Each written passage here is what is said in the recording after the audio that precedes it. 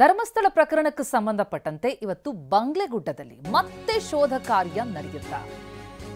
ಯಾಕಂದ್ರೆ ವಿಟ್ಲಗೌಡ ಹೇಳಿಕೆಯ ಬೆನ್ನಲ್ಲೇ, ಸೌಜನ್ಯ ಮಾವ ವಿಠಲಗೌಡ ಅವರ ಹೇಳಿಕೆಯ ಬೆನ್ನಲ್ಲೇ ಎಸ್ಐಟಿ ಇನ್ನಷ್ಟು ಅಲರ್ಟ್ ಆಗಿದೆ. ಈ ಸಂಬಂಧ ನಿನ್ನೆಯಷ್ಟೇ ಎಸ್ಐಟಿ ಮುಖ್ಯಸ್ಥ ಪ್ರಣವ್ ಮೊಹಾಂತಿ ಚರ್ಚೆ ಕೂಡ ನಡೆಸಿದ್ರು. ಬೆಳ್ತಂಗಡಿಗೆ ಭೇಟಿ ಕೊಟ್ಟು ಮಾಹಿತಿಯನ್ನು ಕೂಡ ಪಡ್ಕೊಂಡಿದ್ರು ಮೊಹಾಂತಿ. ಹಾಗೆಯೇ ಅರಣ್ಯ ಇಲಾಖೆಯ ಜೊತೆಯೂ ಕೂಡ ಸಭೆ ನಡೆಸಿದ್ದಾರೆ ಎಸ್ಐಟಿ ಅಧಿಕಾರಿಗಳು. ಹಿರಿಯ ಅಧಿಕಾರಿಗಳ ನಿರ್ದೇಶನಕ್ಕೆ ಎಸ್ಐಟಿ ಕಾಯ್ತಾ ಇದೆ. ಎಸ್ಐಟಿ ಅಧಿಕಾರಿಗಳ ನಡೆ ತೀವ್ರ ಕುತೂಹಲಕ್ಕೆ ಕಾರಣ ಆಗಿದೆ. ನಿನ್ನೆಯೇ ಅಲ್ಲಿ ಶೋಧ ನಡೆಸಲಾಗುತ್ತಾ, ಮಹಜರ್ ಕಾರ್ಯ ನಡೆಸಲಾಗುತ್ತಾ ಅನ್ನುವಂತಹ ಕುತೂಹಲ ಇತ್ತು. ಆದರೆ ನಿನ್ನೆ ನಡೀಲಿಲ್ಲ. ಇವತ್ತು ನಡೆಯುವಂತಹ ಸಾಧ್ಯತೆಗಳು ಕಂಡು ಬರ್ತಾ ಇದೆ. ವಿಠಲಗೌಡ ಹೇಳಿಕೆ ಕೊಟ್ಟ ಬೆನ್ನಲ್ಲೇ ಅಲ್ಲಿ ಸಾಕಷ್ಟು ಮೂಳೆಗಳನ್ನು ಗಮನಿಸಿದ್ದೀನಿ, ಬುರುಡೆಗಳನ್ನು ಗಮನಿಸಿದ್ದೀನಿ ಅನ್ನುವುದನ್ನು ಅವರು ಹೇಳಿಕೆಯನ್ನು ಕೊಟ್ಟಿದ್ದು ಮತ್ತಷ್ಟು ಸಂಚಲನ ಮೂಡಿಸಿತ್ತು. ಈ ಪ್ರಕರಣಕ್ಕೆ ಮತ್ತೊಂದು ಟ್ವಿಸ್ಟ್ ಸಿಗ್ತಿದೆಯಾ, ಮತ್ತಷ್ಟು ಶೋಧ ಕಾರ್ಯ ನಡೆಯುತ್ತಾ ಅನ್ನುವಂತಹ ಸೂಚನೆಯನ್ನು ಕೊಡ್ತಾ ಇತ್ತು. ಎಸ್ಐಟಿ ಈಗ ಇನ್ನಷ್ಟು ಅಲರ್ಟ್ ಆಗಿದೆ. ಈಗ ಬಂಗ್ಲೆಗುಡ್ಡ ಆ ಪ್ರದೇಶದಲ್ಲಿ ಮಹಜರ್ ಕಾರ್ಯ ಮತ್ತೆ ಶೋಧ ಕಾರ್ಯವನ್ನು ಇವತ್ತು ನಡೆಸಲಾಗುತ್ತಾ. ಮೊನ್ನೆಯೂ ನಿರಂತರ 8 ತಾಸುಗಳ ಮೀಟಿಂಗ್ ನಡೆಸಿದ್ರು ಎಸ್ಐಟಿ ಮುಖ್ಯಸ್ಥ ಪ್ರಣವ್ ಮೊಹಾಂತಿ. ನಿನ್ನೆ ಮತ್ತೆ ಸಭೆ ನಡೀತು, ಚರ್ಚೆ ನಡೆಸಿ ತೆರಳಿದ್ರು. ಸಾಕಷ್ಟು ಮಾಹಿತಿಯನ್ನು ಪಡ್ಕೊಂಡಿದ್ದಾರೆ. ಬೆಳ್ತಂಗಡಿಗೆ ತೆರಳಿ ಧರ್ಮಸ್ಥಳದ ಗುರುತಿಸಿದಂತಹ ಸ್ಥಳ ಅಗಿಯುವಂತೆ ರಿಟ್ ಪಾಂಡುರಂಗೌಡ, ತುಕಾರಾಮ್ ಗೌಡ ರಿಟ್ ಅರ್ಜಿ ಹಾಕೊಂಡಿದ್ದಾರೆ. ಅಕ್ರಮವಾಗಿ 100 ಶವಗಳನ್ನು ದಫನ್ ಮಾಡಿದಂತಹ ಸ್ಥಳ ಗುರುತಿಸಲಾಗಿದೆ. ಆಗಸ್ಟ್ 29ರಂದು ಸ್ಥಳ ಅಗಿಯೋದಕ್ಕೆ ಎಸ್ಐಟಿಗೆ ಅರ್ಜಿ ಸಲ್ಲಿಸಲಾಗಿದೆ. ನಿವೃತ್ತ ಜಿಲ್ಲಾ ಜಡ್ಜ್ ನೇತೃತ್ವದಲ್ಲಿ ಕಮಿಷನರ್ ನೇಮಿಸಬೇಕು, ಕೋರ್ಟ್ಗೆ ವರದಿ ಸಲ್ಲಿಸಬೇಕು ಅಂತ ನಿರ್ದೇಶನ ಕೊಡುವಂತೆ ಮನವಿ ಕೊಟ್ಟಿದ್ದಾರೆ.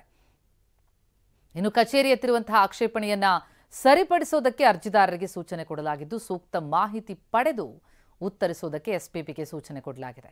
ಸೆಪ್ಟೆಂಬರ್ 18ಕ್ಕೆ ಅರ್ಜಿ ವಿಚಾರಣೆಯನ್ನು ಹೈಕೋರ್ಟ್ ನಿಗದಿಪಡಿಸಿದೆ. ಅಕ್ರಮವಾಗಿ 100 ಶವ ದಫನ್ ಮಾಡಿದಂತಹ ಸ್ಥಳ ಗುರುತಿಸಿ ಆಗಸ್ಟ್ 29ರಂದು ಸ್ಥಳ ಅಗಿಯುವಂತೆ ಎಸ್ಐಟಿಗೆ ಅರ್ಜಿಯನ್ನು ಸಲ್ಲಿಸಿದರು. ನಿವೃತ್ತ ಜಿಲ್ಲಾ ಜಡ್ಜ್ ನೇತೃತ್ವದಲ್ಲಿ ಕಮಿಷನರ್ ನೇಮಿಸಬೇಕು, ಸ್ಥಳ ಅಗಿಯುವಂತೆ ರಿಟ್ ಅರ್ಜಿ ಹಾಕೊಂಡಿದ್ದಾರೆ ಪಾಂಡುರಂಗೌಡ, ತುಕಾರಾಮ್ ಗೌಡ. ಧರ್ಮಸ್ಥಳದಲ್ಲಿ ಅಕ್ರಮವಾಗಿ 100 ಶವ ದಫನ್ ಮಾಡಿರುವಂತಹ ಸ್ಥಳ ಗುರುತಿಸಿ ಅಲ್ಲಿ ಅಗೆಯುವ ಕಾರ್ಯ ಆಗಬೇಕು ಅನ್ನುವಂಥದ್ದು ಈ ಅರ್ಜಿ. ನಿವೃತ್ತ ಜಿಲ್ಲಾ ಜಡ್ಜ್ ನೇತೃತ್ವದಲ್ಲಿ ಕಮಿಷನರ್ ನೇಮಕ ಆಗಬೇಕು. ಇನ್ನು ಅನುಮತಿ ಈಗ ಅಡ್ಡಿಯಾಗ್ತಾ ಇದೆಯಾ? ಎಸ್ಐಟಿಗೆ ಅರಣ್ಯ ಇಲಾಖೆ ಅನುಮತಿ ಅಡ್ಡಿಯಾಗ್ತಾ ಇದೆ. ಯಾಕಂದ್ರೆ ಅನುಮತಿ ಸಿಕ್ಕರೆ ಬಂಗ್ಲೆಗುಡ್ಡದಲ್ಲಿ ಇವತ್ತೇ ಸ್ಥಳ ಗುರುತು ಕಾರ್ಯ ಆಗುವಂತಹ ಚಾನ್ಸಸ್ ಇದೆ. ಹೊಸ ಜಾಗ ಗುರುತು ಮಾಡೋ ಬಗ್ಗೆ ಮಾಹಿತಿಯನ್ನ ಪಡ್ಕೊಂಡಿದ್ದಾರೆ. ಸಚಿವ ಈಶ್ವರ್ ಖಂಡ್ರೆ ಗಮನಕ್ಕೂ ಕೂಡ ಅಧಿಕಾರಿಗಳು ತಂದಿದ್ದಾರೆ. ಎಸ್ಐಟಿ ಅಧಿಕಾರಿಗಳ ಚರ್ಚೆ ಬಗ್ಗೆ ಸಚಿವರ ಗಮನಕ್ಕೆ ತರಲಾಗಿದೆ. ಅರಣ್ಯ ಪ್ರದೇಶ ಅದು ಬಂಗ್ಲೆಗುಡ್ಡ. 100 ವರ್ಷಗಳ ಬೃಹತ್ತಾದಂತಹ ಮರಗಳಲ್ಲಿವೆ.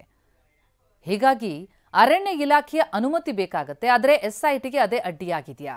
ಒಂದೊಮ್ಮೆ ಅನುಮತಿ ಸಿಕ್ಕರೆ ಇವತ್ತೇ ಸ್ಥಳ ಗುರುತಿಸುವಂತಹ ಕಾರ್ಯ ಬಂಗ್ಲೆಗುಡ್ಡದಲ್ಲಿ ಆರಂಭ ಆಗತ್ತಾ? ಅಂದ್ರೆ ಹೊಸ ಜಾಗ ಇದು. ಈ ಹಿಂದೆ ಚಿನ್ನಯ್ಯ ಏನು ಗುರುತಿಸಿದ್ದ ಅದನ್ನ ಆಗದು ನೋಡಿ ಎಲ್ಲ ಆಗಿದೆ. ಈಗಿರುವಂಥದ್ದು ಹೊಸ ಜಾಗ ಗುರುತು ಮಾಡೋದು. ಈ ಬಗ್ಗೆ ಎಸ್ಐಟಿ ಅಧಿಕಾರಿಗಳ ಚರ್ಚೆ ವಿಚಾರಕ್ಕೆ ಸಂಬಂಧಪಟ್ಟಂತೆ ಅರಣ್ಯ ಸಚಿವ ಈಶ್ವರ್ ಖಂಡ್ರೆ ಅವರ ಗಮನಕ್ಕೂ ಕೂಡ ತರಲಾಗಿದೆ. ಒಂದೊಮ್ಮೆ ಅರಣ್ಯ ಇಲಾಖೆ ಅನುಮತಿ ಸಿಕ್ಕರೆ ಇವತ್ತೇ ಸ್ಥಳ ಗುರುತಿಸುವಿಕೆ ಆರಂಭ ಆಗುವ ಚಾನ್ಸಸ್ ಇದೆ. ಈಗಾಗಲೇ ರಿಟ್ ಅರ್ಜಿ ಹಾಕೊಂಡಿದ್ದಾರೆ. ಧರ್ಮಸ್ಥಳ ಬುರುಡೆ ಕೇಸ್ನಲ್ಲಿ ಮತ್ತೊಂದು ಕಡೆ ಚಿನ್ನಯ್ಯ, ಆತನ ಬೇಲ್ ಅರ್ಜಿ ಭವಿಷ್ಯ ಅದು ಕೂಡ ಇವತ್ತು ನಿರ್ಧಾರ ಆಗಲಿದೆ. ಬುರುಡೆ ಕೇಸ್ನಲ್ಲಿ ಚಿನ್ನಯ್ಯನ ಜಾಮೀನು ಅರ್ಜಿಯ ವಿಚಾರಣೆಯಾಗಿ ಇವತ್ತಿಗೆ ಆದೇಶವನ್ನ ಬೆಳ್ತಂಗಡಿ ನ್ಯಾಯಾಲಯ ಕಾಯ್ದಿರಿಸಿದೆ. ಚಿನ್ನಯ್ಯ ಪರ ಜಾಮೀನಿಗೆ ಅರ್ಜಿ ಸಲ್ಲಿಸಿದ್ರು ವಕೀಲರು. ಜಿಲ್ಲಾ ಕಾನೂನು ಪ್ರಾಧಿಕಾರದ ವಕೀಲರಿಂದ ಅರ್ಜಿ ಸಲ್ಲಿಕೆಯಾಗಿತ್ತು. ಬೆಳ್ತಂಗಡಿ ತಾಲೂಕು ಕೋರ್ಟ್ ಹೆಚ್ಚುವರಿ ವ್ಯವಹಾರಿಕ ಮತ್ತು ಪ್ರಥಮ ದರ್ಜೆ ನ್ಯಾಯಾಲಯಕ್ಕೆ ವಕೀಲರು ಅರ್ಜಿ ಹಾಕೊಂಡಿದ್ರು. ಎಸ್ಐಟಿ ಪರ ವಕೀಲರಿಂದ ಜಾಮೀನಿಗೆ ಆಕ್ಷೇಪಣೆ ಸಲ್ಲಿಕೆ. ಕಾನೂನು ಮತ್ತು ತನಿಖಾ ಹಂತ ಆಧಾರಿತವಾಗಿ ಈ ಆಕ್ಷೇಪಣೆ ಸಲ್ಲಿಕೆ ಬಳಿಕ ಎರಡೂ ಕಡೆಯ ವಾದ ಪ್ರತಿವಾದ ಆಯಿತು. ವಾದ ಆಲಿಸಿ ಇವತ್ತಿಗೆ ಆದೇಶವನ್ನ ನ್ಯಾಯಾಧೀಶರು ಕಾಯ್ದಿರಿಸಿದ್ದಾರೆ. ಹಾಗಾಗಿ ಚಿನ್ನಯ್ಯಗೆ ಬೇಲ ಜೈಲ ಅನ್ನೋದು ಇವತ್ತು ನಿರ್ಧಾರ ಆಗಲಿದೆ. ಜಾಮೀನು ಅರ್ಜಿಯ ವಿಚಾರಣೆ ನಡೆಸಿ ಆದೇಶವನ್ನು ಇವತ್ತಿಗೆ ಕಾಯ್ದಿರಿಸಿದೆ. ಬಹಳ ಕುತೂಹಲ ಕಾರಣ ಆಗಿದೆ. ಒಂದು ಕಡೆ ಈ ಪ್ರಕರಣಕ್ಕೆ ಸಂಬಂಧಪಟ್ಟಂತೆ ಸೌಜನ್ಯ ಮಾವ ವಿಠಲಗೌಡ ಹೇಳಿಕೆ ಆಧರಿಸಿ ಮತ್ತಷ್ಟು ಅಗೆಯೋ ಕಾರ್ಯ ನಡೆಯೋ ಚಾನ್ಸಸ್ ಇದೆ. ಮತ್ತೊಂದೆಡೆ ಮೊದಲಿಗೆ ಈ ಕೇಸ್ ಆರಂಭ ಆಗಿದ್ದೆ ಚೆನ್ನಯ್ಯ ಬುರುಡೆ ಹಿಡ್ಕೊಂಡು ಬಂದು ದೂರು ಕೊಟ್ಟ ಮೇಲೆ. ಹಾಗಾಗಿ ಆತ ಹೇಳ್ದಲೆಲ್ಲ ಆಗದಿದ್ದಾಯಿತು.